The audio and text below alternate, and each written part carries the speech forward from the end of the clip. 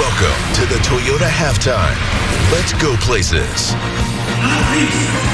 What a first half that was. Antonio Brown, part of the 437 passing yards the two teams combined for.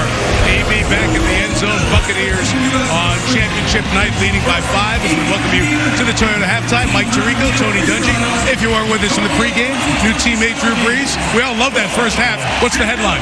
The quarterbacks. We talked about them, and they've lived up to the billing. Both quarterbacks, Brady and Prescott, have been hot. I love the Dallas game plan. They're moving the ball. They just need to score touchdowns. They've gotten some turnovers, but to Tony's point, it's going to be about pressure and turnovers in this second half. We had 5 passing touchdowns, 4 turnovers, 3 missed kicks in that first half. Let me focus on Tom Brady here. You said they needed some time to get going last year, not this year. No, you can tell that offensive coordinator Byron Leftwich really knows Tom Brady now. He knows what he likes, and it's 2 things. Getting rid of the ball quick, putting people in motion so he can read the defense. When someone's open, get it out of his hands. Now, when they want to go deep, when they want to take shots, let's go play action, make sure we protect Tom, and then take our deep shots up the field. We saw a lot of this. Play action, great protection, and now look for those deep holes in the secondary. We didn't see this until week 7 or 8 last year. We're seeing it right away now. 3 touchdown passes, 213 yards. You mentioned Dak Prescott had some hurdles psychologically and physically coming off the injury and have not played in 11 months. We don't know about the psychological till after the game. We talked to him. What did you see in the physical? Well, I think with his mobility, he's had to scramble around quite a few times. A lot of bootlegs where he's been able to find completions. And the zip though is something that felt like it took a while to get to. Early on in the game here, this is a tough throw to make for a quarterback. A deep out route. Didn't seem like he had a ton of velocity behind it. He left it short. You could tell he's manufacturing this throw. He's not getting everything into it.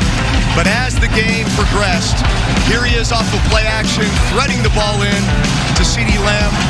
And then down on the goal line, this is where I think Dak Prescott separates himself. Bad snap, backpedaling, fires this thing to Amari Cooper in the corner to take the lead. He's pumped. It really has started to progress, and I see him getting better and better as the game goes. And it was all Dak.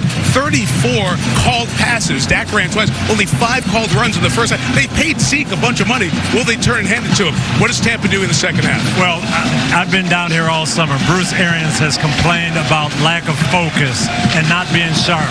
Drop ball, fumble, that's penalties. That's what they've got to eliminate. I know that's what he's talking about in that locker room. We've got to focus and play our game. What about Dallas? Dallas needs to stay patient. I love the job Kellen Moore's done with the game plan. It's screens, it's run, it's boot, it's RPO, it's quick game, it's play action. Continue to keep them off balance, move the ball, but stay patient. We saw one of the players cramping at the end of the first half.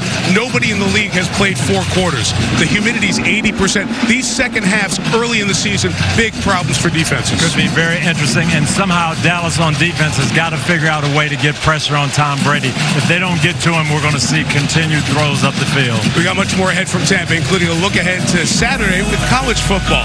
But first, feel the power of Toyota's hybrid SUVs, a lot like CeeDee Lamb, powering his way into the end zone in that first half.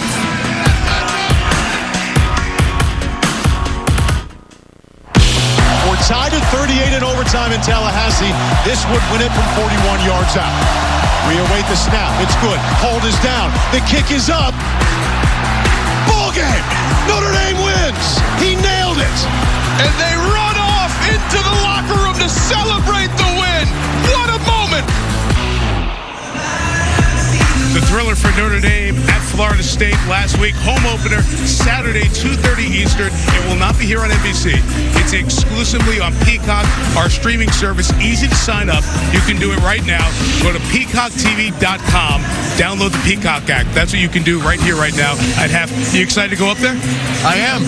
Broadcasting debut. That's right. Let's go. Started with the studio show now. We'll get on the plane here tonight. Be up in South Bend. And this is an Irish offense you started to study, and you like what they have so far. I do. I think Jack Cohen brings a great element to that down-the-field passing game. I still think they need to find their identity in the run game, and then defensively the same way. They gave up a couple big plays, a lot of just not good football on the defensive side. So they're gonna look to improve that against Toledo this weekend. We'll be on Peacock. And Drew, I can tell you this. I know you're a Purdue guy, but you are going to love it. The broadcasting there is so much fun. Purdue Notre Notre Dame the following week. We'll see you for Toledo on Peacock coming up Saturday afternoon. We'll see Al, Chris, and Michelle for the second half. What a first half. Grunt and Brady for the 99th time. Connect for a TD. Dallas gets the ball. Second half after this. This has been the Toyota Halftime. Let's go places.